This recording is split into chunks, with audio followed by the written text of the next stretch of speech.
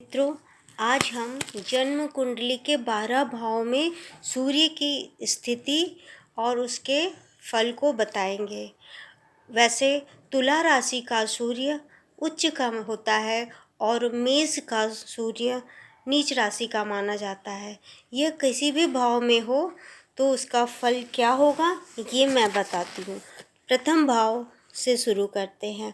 अगर सूर्य लग्न में है तो जातक के थोड़े केश होते हैं, स्वभाव में उग्रता होती है, शरीर लंबा होता है, अहंकार की भावना अधिक होती है।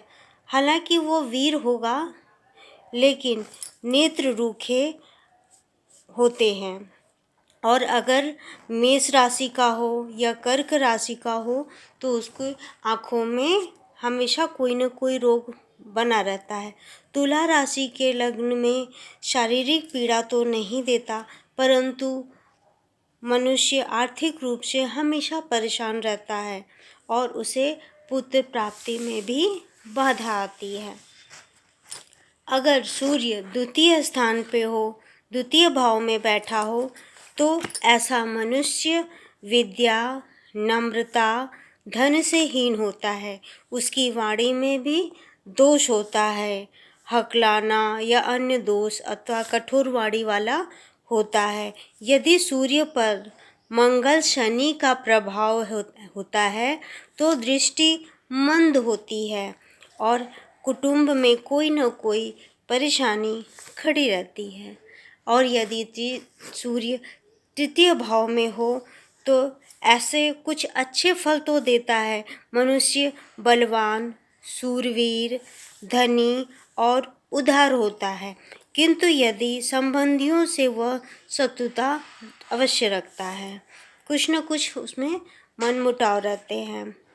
और चतुर्थ भाव में यदि सूर्य हो तो व्यक्ति सुखहीन, बंधुहीन, मित्रहीन, भूमिहीन होता है।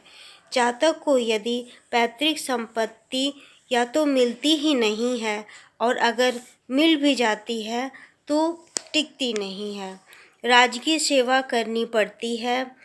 सूर्य पर यदि पापग्रह प्रभाव हो तो व्यक्ति हृदय की बीमारी से पीड़ित हो सकता है। सूर्य अगर पंचम भाव में हो तो यह भाव पुत्र स्थान माना जाता है। इसमें लक्ष्मी स्थान भी कहा जा सकता है। इस स्थान का सूर्य मनुष्य को सुखहीन, धनहीन, आयुहीन, सुतिहीन बनाता है। बहुधा ज्येष्ठ पुत्र का नाश करता है। यदि सूर्य स्वराशि अथवा उच्च राशि का है तो जातक बुद्धिमान होगा और उसे पर्यटन का अच्छा शौक होगा और पुत्रवान भी होगा। छठे भाव में सूर्य यह रोग का भाव माना जाता है। यहाँ सूर्य की स्थिति स्वास्थ्य के लिए उत्तम नहीं है। यदि सूर्य वृषभ, सिंह, वृश्चिक या कुंभ राशि में हो तो दाग, गले का रोग, पथरी, हृदय रोग, पीठ और कमर के रोग पैदा होते हैं। यदि मिथुन, कन्या, धनु या मीन राशि में हो तो स्वास्थ्य संबंधी विकार उत्पन्न होते हैं। यदि सूर्य इस स्थान पे मेष, कर्क, तुला या मकर में हो तो यकृत, स्नायु रोग और वात रोग उत्पन्न होते हैं। चोट लगने का भी भय रहता है। जठराग्नि तीव्र होती है और शत्रुओं पर विजय प्राप्त करने वाला जातक होता है।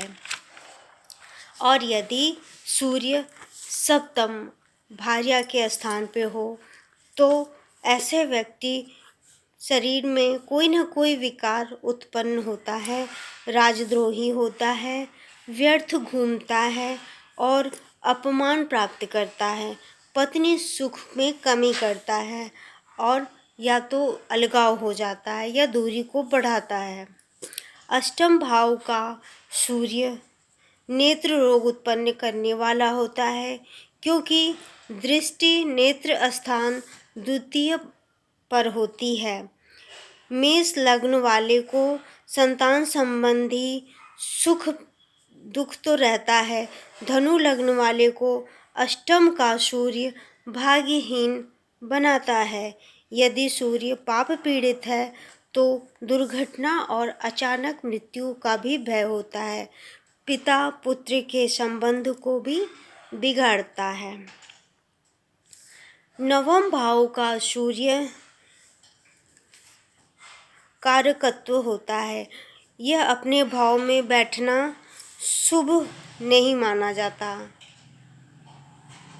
इस भाव में से संबंधित व्यक्ति को हानि का सामना करना पड़ता है। यदि सूर्य जो पिता का कारक है पिता के लिए हानिकारक होता है, सूर्य निर्बल हो तो शुभ फलों को प्राप्त नहीं कराता है। नवम भाव का सूर्य या तो भाइयों के लिए हानिकारक होता है या भाइयों से अच्छे संबंध नहीं होते हैं उस जातक के। यदि कन्या राशि का सूर्य है तो भाग्य अवरोध करता है। सूर्य पर यदि गुरु की दृष्टि हो तो सूर्य अपनी राशि सिंह का हो अथवा उच्च हो तो व्यक्ति धार्मिक, ज्ञानी, तार्किक और अच्छा वक्ता भी हो सकता है। दशम भाव का सूर्य दिग्बली होता है। सूर्य के लिए यह स्थान सबसे अच्छा माना जाता है। यदि किसी अशुभ ग्रह से पीड़ित न हो तो जातक सुखी बलवान होता है। संतान, वाहन, सुख, यश और राज सम्मान प्राप्त करता है। कोमल हृदय वाला होता है, गुणवान होता है, सुखी होता है, स्वाभिमानी और नित्य संगीत में रुचि रखने वाला होता है। दशम भाव में यदि सूर्य बलवान हो तो जातक को उच्च पद प्राप्त होता है। दशम स्थान का कर्म भाव है। यह स्थान सूर्य आकाश के मध्य बिंदु पर होने से पूर्ण दिग्बली होता है और ये प्रायः शुभ फल ही देता है। एकादश भाव में सूर्य यदि हो तो यह ग्रह शुभ ही देता है।